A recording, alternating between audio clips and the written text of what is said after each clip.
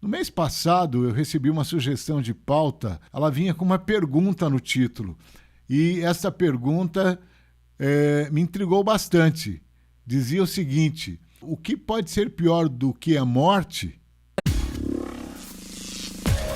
Agora na Banda B, um negócio que deu certo com Antônio Nascimento. Olá você, seja muito bem-vindo a um negócio que deu certo. Estamos aqui com mais um episódio que é transmitido pela Rádio Banda B e depois também pelas redes sociais aí da Banda B, pelo YouTube, pelo Spotify, você pode acompanhar esse programa. No mês passado eu recebi uma sugestão de pauta, de uma amiga e essa sugestão de pauta, ela vinha com uma pergunta no título. E essa pergunta me intrigou bastante. Dizia o seguinte: o que pode ser pior do que a morte? E aí eu comecei a refletir a respeito do tema, E para responder um pouquinho a respeito disso, o que pode ser pior do que a morte?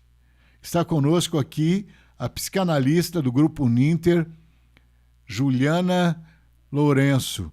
Muito bem, muito obrigado, professora, por a senhora ter aceitado o nosso convite e estar aqui para a gente discutir esse tema tão importante. Seja bem-vinda ao Negócio que Deu Certo.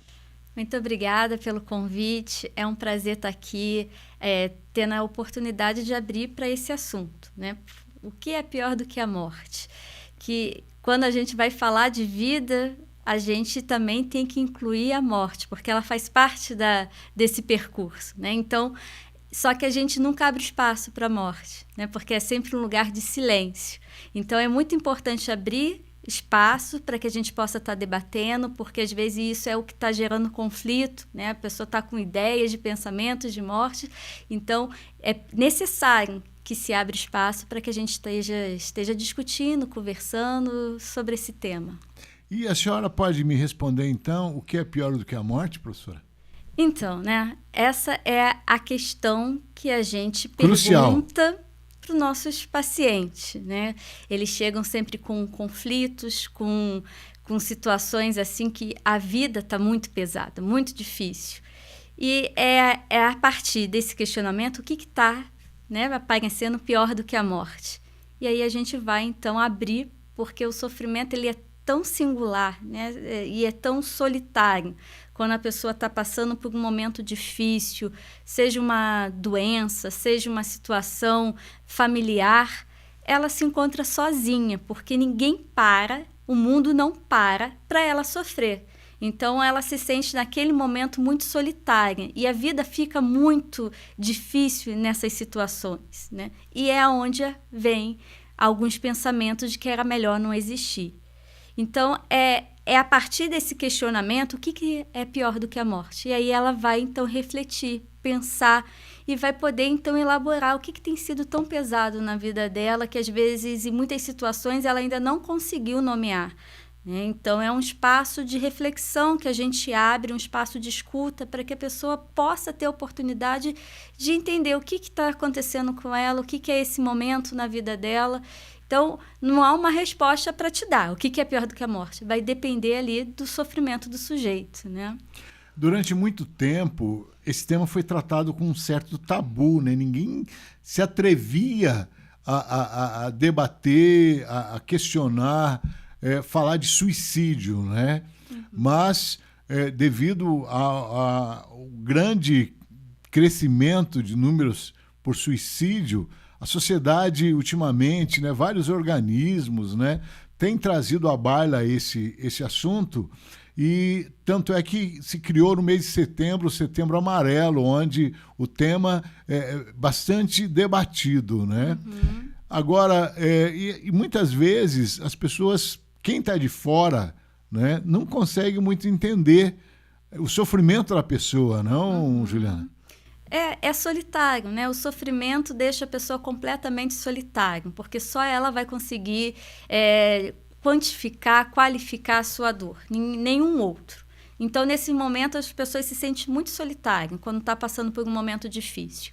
E aí a questão do Setembro Amarelo, que começou a partir de um jovem que se suicidou e um carro que ele usava amarelo, se tornou um símbolo, né? Porque se viu a necessidade de se falar, era um jovem e aí trouxe essa questão, a partir do movimento familiar e a comoção da cidade, se separou essa data para se debater, discutir e prevenir o suicídio. Mas, como você falou, Toninho, tem crescido o número de suicídio, ou tem se revelado mais publicamente o número de suicídio, mas é uma questão assim, se evita falar. Quase não há espaço para se falar sobre isso. Justamente por pensar que vai dar ideia para outras pessoas também e escolher esse mesmo caminho. E por quê? Por que as pessoas temem falar do suicídio, temem que dê ideia para o outro? Porque a morte, ela faz parte da vida, né? A psicanálise tem um olhar bem específico para se pensar aí a morte, né? Porque para a gente poder abordar a morte é pela vida. E quando a gente vai falar de vida, o que é a vida, né? Ela não vem pronta, não tem um sentido pronto a vida. A vida é isso que está no intervalo entre o nascer e o morrer. Mas o que se coloca nesse intervalo? Isso vem completamente vazio, né? O sujeito vai ter que lidar com esse intervalo e construir alguma coisa, né, dentre esse intervalo do nascer e morrer.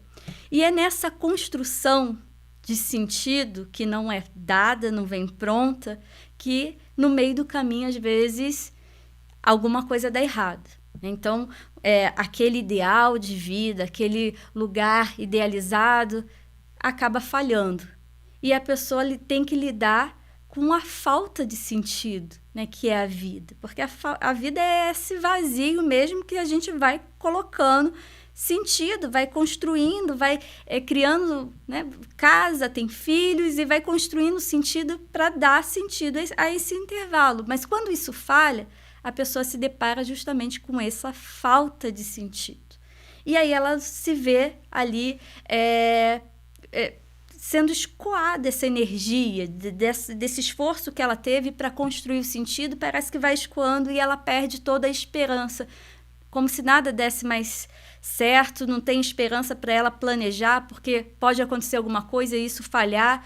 Então, vai criando um sentimento aí de fracasso, né? De como você não conseguir dar conta disso, que é essa construção da vida. Mas a morte, ela está incluída no pensamento de todas as pessoas. Então, quando isso falha, surge o pensamento da morte, porque no próprio funcionamento psíquico tem essa possibilidade de aniquilar toda a tensão, né? A essa possibilidade, a esse movimento de aniquilar a tensão que eu digo o sofrimento que gera uma tensão, a angústia que gera uma tensão. Para essa tensão que surge no psiquismo, tem um movimento psíquico que a psicanálise chama de pulsão de morte, que é um movimento destrutivo para eliminar essa tensão. Então, isso está dentro do funcionamento psíquico. Tanto a pulsão de vida, que é essa de construir sentido nesse intervalo, quanto a pulsão de morte, que é essa destrutividade do ser humano. Então, isso está incluído no funcionamento psíquico. Então, é por isso que as pessoas tentam não falar para não dar ideia, porque elas querem excluir como se isso não fizesse parte do funcionamento psíquico.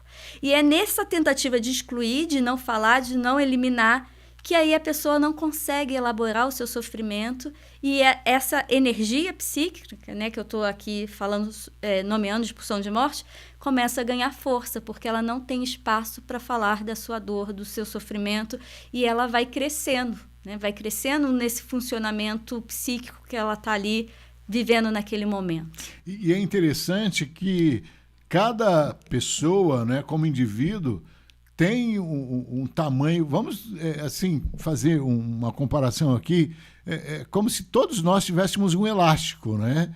Só que tem algumas pessoas que têm um elástico maior, né, que ele aguenta uma tensão maior de você esticar, e outras pessoas com um elástico menor, né? Que ele não tem tanta elasticidade assim, né? Sim. Por exemplo, eu cito aqui, eu estou no rádio há muitos anos e cobrindo aí muitas matérias de vários várias editorias, né? E eu já acompanhei muitos casos de suicídios.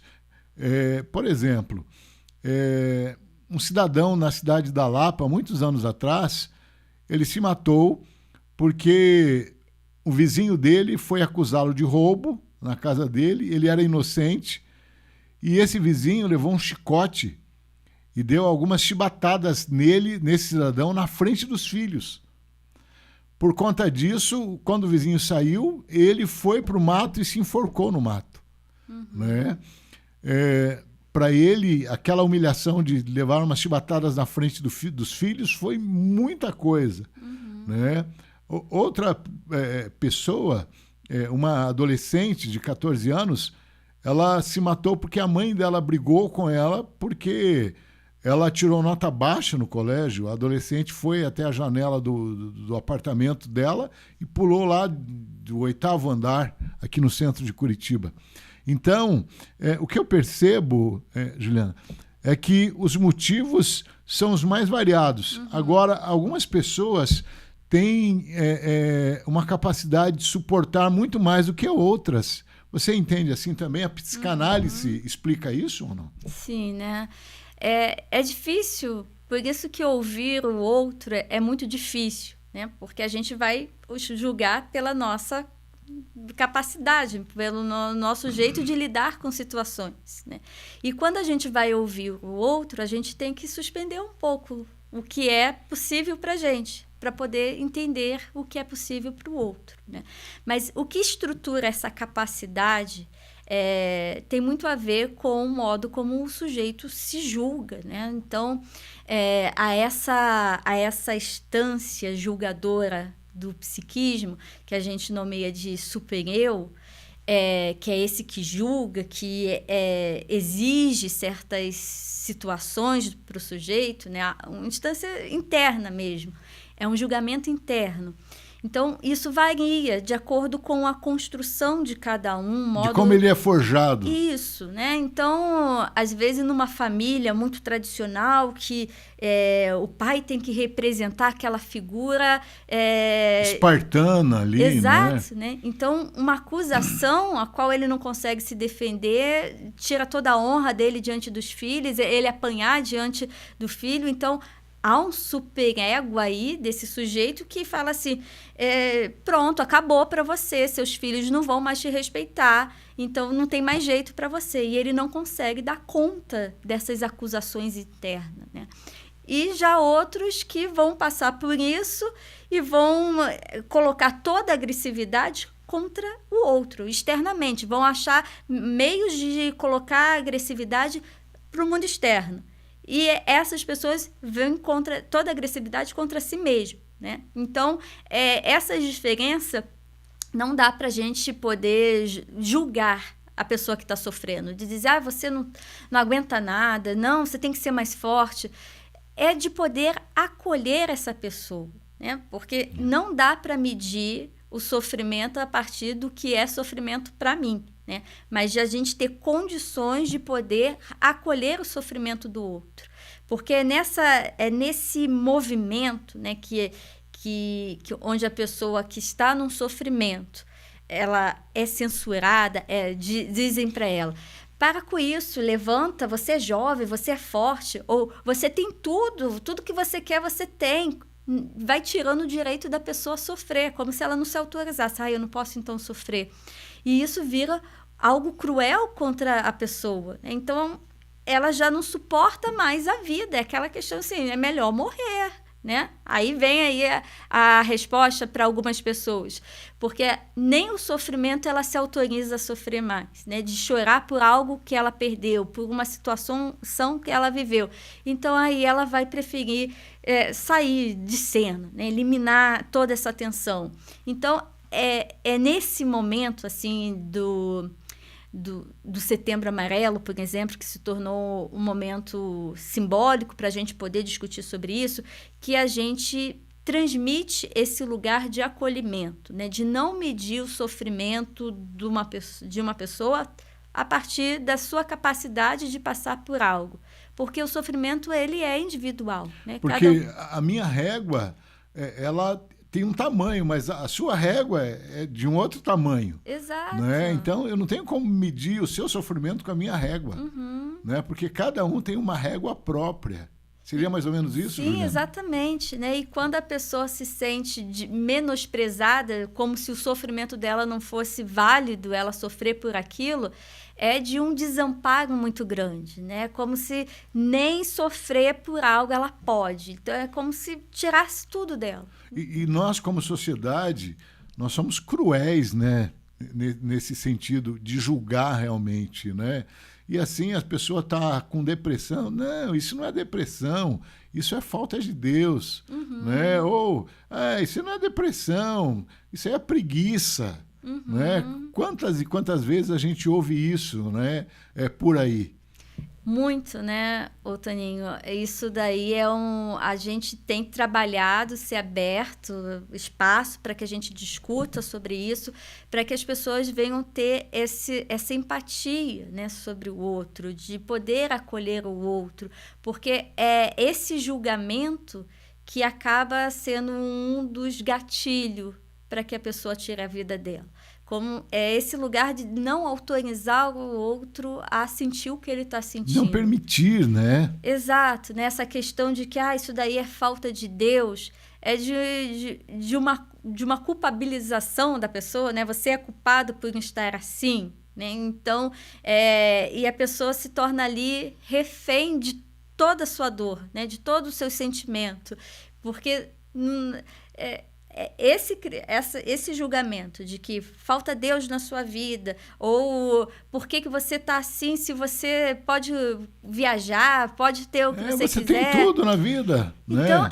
Seu pai e sua mãe trabalham para você ter sua condição aí. Então, é de uma crueldade e de deixar a pessoa num desamparo que ela silencia, né? Não fale sobre isso que eu não quero te ouvir, porque isso daí já dá um sentido pronto para outra. É porque falta Deus. Por que você está sofrendo se você tem tudo? Então, a pessoa fica silenciada, porque não tem como ela elaborar e dizer da sua dor, porque o outro já construiu um sentido. É por causa disso. Ou porque você não pode isso, porque você já tem tudo. Né? Então, a gente vê esse julgamento sendo um dos principais gatilhos da pessoa silenciar a sua dor e ter medo desse julgamento. Né? Ela mesma começa a dizer... não era para eu estar assim, não era para eu estar sentindo isso. E ela se desautoriza a poder sentir essa... E sente presa a um rótulo que foi imposto por um familiar ou por um grupo de amigos, né? Sim, que muitas das vezes é isso que aí está um ponto importante que a psicanálise trabalha, né? Que às vezes a pessoa está presa a um rótulo, a uma identidade que deram para ela, e aquele sofrimento só veio para denunciar esse mal-estar, de que ela não quer isso, de que há algo errado aí nessa construção da vida dela, do sentido. O desejo dela está em outro lugar. Então, ela está totalmente desidentificada daquela personagem que ela criou, daquele papel que deram para ela ao longo da vida. E o sintoma que surge, né, como depressão, que na maioria dos casos, né, que leva a pessoa a desistir da vida, é porque esse sintoma quer denunciar esse mal-estar. Só que ninguém suporta ouvir o mal-estar da pessoa. Silencia, né? Por que você está assim? Levanta, sacode a poeira, dá a volta por cima, né?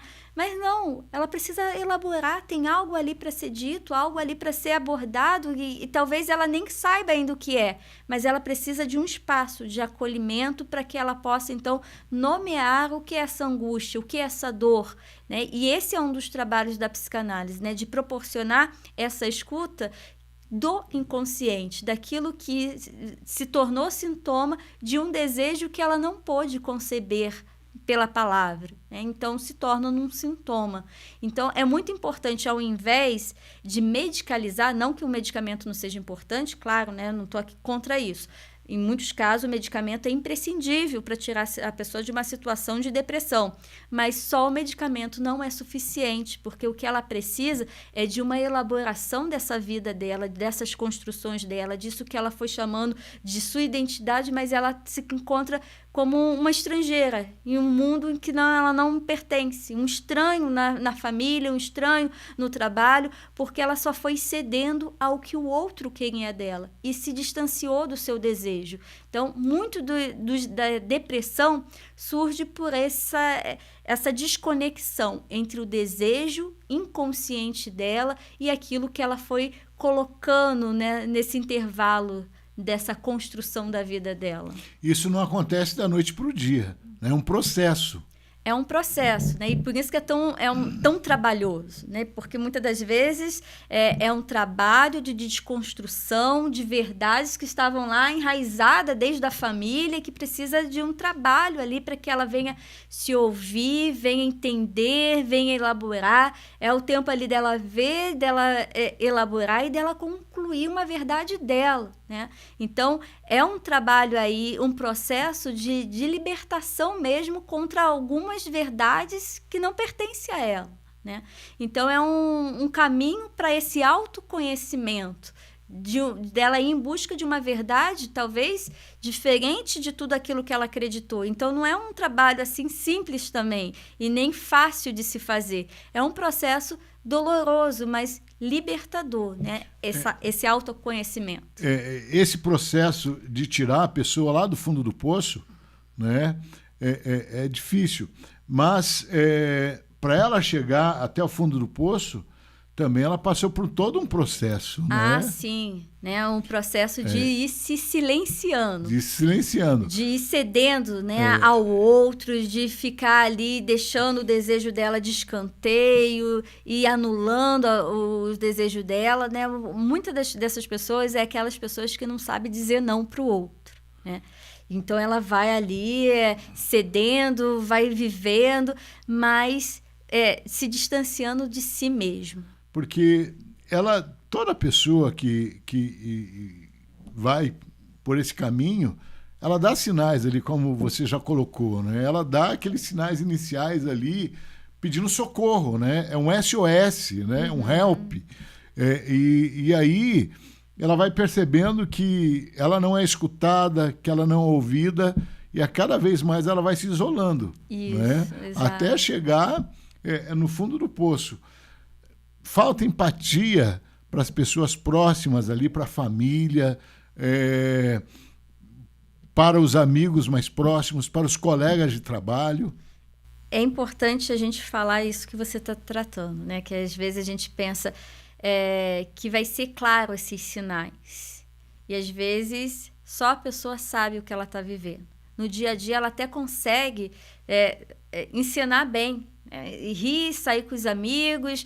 Quando ela acorda, ela coloca aquela vestimenta, né, para representar, mas só quando ela está sozinha que ela sabe o que ela tem vivido. Quando apaga a luz do quarto é que surge, né, a dor e esse profundo desamparo do ser. Então, é algo aí importante da gente destacar, né? Às vezes não fica claro esses sinais, mas a pessoa que está ouvindo agora, né, que tem sentido que quando ela está sozinha, ela é totalmente diferente do que ela é com os amigos, se escute, né? Seja o seu próprio acolhedor. Porque às vezes ela espera que o outro veja que ela está sofrendo, mas ela tem ignorado o sofrimento dela. Então, é importante que a pessoa venha se atentar a esse sofrimento que só aparece no quarto, quando ela apaga a luz e vai dormir e chora com o travesseiro. Dela poder acolher essa dor, poder evidenciar isso e pedir ajuda. Outro ponto, né, que acaba acontecendo, a gente tem casos assim, entre homens, né, que vai suportando tudo, não dá atenção para os seus afetos, para as suas emoções. E é um fato importante, porque a mulher ela já tem um espaço socialmente que ela pode chorar, que ela pode denunciar esse mal-estar. Mas o homem não, ele tem que aguentar tudo. Então, a gente vê um índice, por mais que a tentativa de mulher né, seja mais alta do que homem, tentativa de suicídio, o número de homens que morrem por suicídio é maior do que em mulher, né? Porque, de fato, eles vão e se matam mesmo. A mulher, às vezes, ela quer, mas ela só quer ali evidenciar que algo está mal. Então, não é tão drástico igual o homem. Agora, o homem, quando ele decide, ele se mata mesmo, né? Então, é preciso dar essa atenção. A gente já teve um deslocamento social em relação, né, aos homens poderem ter um espaço para chorar. O homem também chora. Já diz a música, né? Isso, né? Mas ainda há essa questão, né, do homem ter que ainda tomar aquela posição de Isso é o durão, o macho, exato, né? O macho alfa. E isso tem provocado muito sofrimento entre os homens, né? Que não chegam a pedir ajuda, a buscar um auxílio para tratar da sua dor. E aí é interessante, Juliana, nós estamos aqui no Negócio que Deu Certo com a Juliana Lourenço, Juliana Santos Lourenço, ela é psicanalista do grupo Uninter, está discutindo conosco aqui a questão do suicídio, né? Do sofrimento das pessoas, o que leva uma pessoa a dar cabo à própria vida. Juliana, às vezes as pessoas dão sinais. Como a família perceber, as pessoas próximas perceber esses sinais? Os sinais, eles vão aparecer, né? A pessoa começa a se isolar muito, a ter uma mudança de comportamento. Antes gostava de estar com os amigos, agora ela prefere estar ali sozinha em casa, não quer sair. O trabalho que antes era algo que motivava, ela já não tem, ela vai perdendo algumas motivações da vida dela que antes tinha e agora não tem. Então, às vezes, os sinais são sutis e outros que aparecem de fato. E que a família, ao invés de o que está acontecendo, vem com bronca, né? Para com isso. E isso é importante dessa mudança de olhar, de poder suportar a família, principalmente, o mal-estar de um filho, o mal-estar da mãe, o mal-estar do pai, de poder se colocar como ouvinte, né? O que está acontecendo? O que houve? Por que você não quer mais participar? Está acontecendo alguma coisa com você? Ao invés de dizer, não, para com isso, levanta, se arruma, você não sai mais do quarto, esteja ali pronto para ouvir o mal-estar da pessoa, ao invés de querer aniquilar sem dar direito à palavra, né?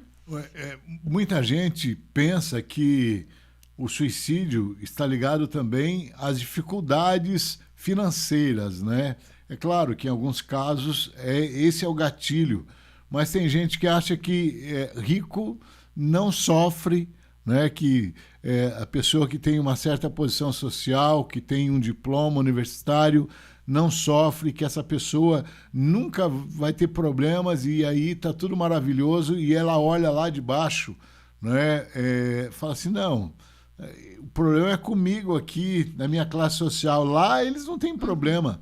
E tem muita gente na elite também, na casta, sofrendo, não, Juliana? Claro, né? Porque, como eu falei, o pensamento de morte ela está em todos os seres humanos, né?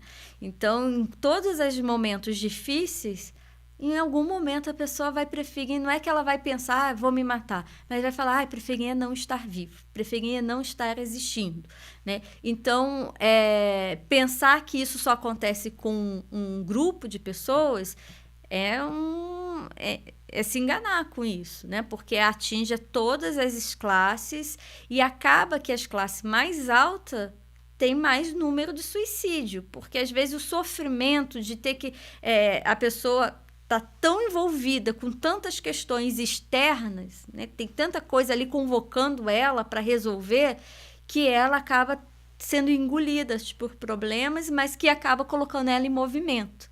Agora, quando há muito espaço, né, espaço para que essa destrutividade cresça, não está ali tão sendo convocada, né? Então, as pessoas que têm mais dinheiro, que têm uma vida mais, colocar assim, mais confortável em termos de que tem um final de semana sem trabalhar, as contas estão pagas, é tomada por um vazio e essa destrutividade tende a crescer e isso levar aí a ela dar cabo da sua vida. Então, não existe isso de que a classe pobre é a que mais sofre com suicídio.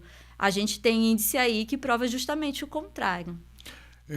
A decepção é um gatilho também para o suicídio, porque eu me recordo, há muitos anos atrás, eu li um artigo que quando a televisão chegou aqui no interior do Paraná, por exemplo, né, e isso foi...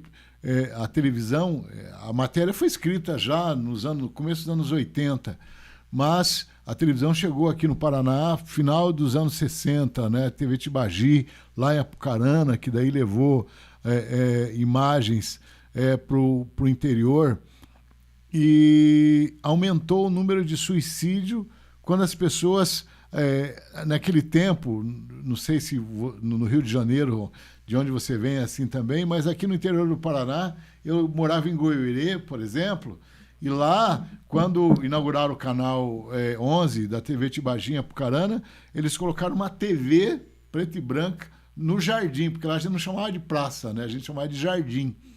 E colocava lá na praça. E as pessoas se concentravam lá, né? E nas pequenas cidades, a prefeitura, geralmente era a prefeitura que colocava um aparelho de TV na praça central da cidade, e as pessoas iam para lá à noite assistir a novela, assistir aquela coisa. E essa matéria, o autor desse artigo, ele colocava o seguinte, que quando a televisão chegou nos rincões aí do interior do estado, as pessoas ficaram muito deprimidas, porque eles assistiam na novela aquelas casas bonitas, né? Aquelas mulheres todas lindas, maquiadas, e elas naquela situação aumentou o número de suicídio. Você acredita que, de repente, a frustração por você não conseguir um ideal de vida também pode ser um gatilho? Ah, com certeza, né, Toninho? Um dos maiores problemas da sociedade é a desigualdade social, né? Porque ela te apresenta um ideal de vida que para muitas das vezes é inalcançável, inatingível, né? Então, a pessoa fica com uma expectativa, um ideal, uma fantasia, e a sua realidade está sempre frustrando ela, né? A gente tem isso, você traz esse relato aí da sua época com a TV, mas a gente vivencia exatamente isso, acho que em proporções maiores com as redes sociais hoje, né? Que estão sempre apresentando um ideal de vida, uma vida perfeita para os jovens, né? Então, isso tem causado um alto índice de ansiedade nos jovens. O Brasil é uma das populações mais ansiosas do mundo. E também o povo, a nação que mais acessa a internet. Então, a gente pode associar claramente o uso da internet, né, das redes sociais, o povo que mais acessa as redes sociais, o brasileiro está lá em cima, com esse aumento de ansiedade. Porque é exatamente que a TV, quando surgiu, causou, né, mostrou um ideal que frustrava a vida simples que ela tinha. Isso tem acontecido atualmente com as redes sociais, né, que apresentam um ideal, uma vida perfeita, e a pessoa tem que lidar com o dia a dia, que não é assim, né? A vida de ninguém é perfeita.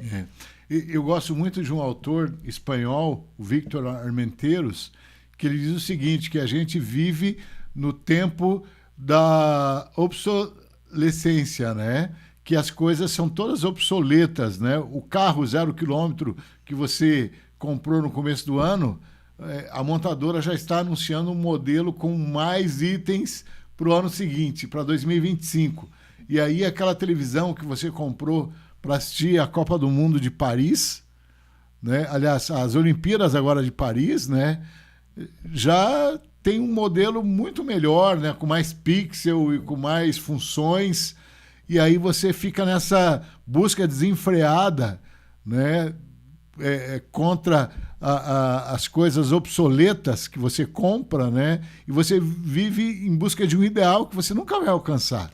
E é inalcançável mesmo, né? Exatamente. E isso também, de repente, pode deixar as pessoas frustradas, não? Sim, isso é um dos grandes gatilhos para o adoecimento psíquico, né? Esses lugares, esses objetos que vêm para tentar tamponar essa falta, né? Me falta isso, aí a pessoa corre em busca daquilo, quando alcança, aquilo não preenche o vazio dela, aí ela começa a buscar, correr em busca de outro.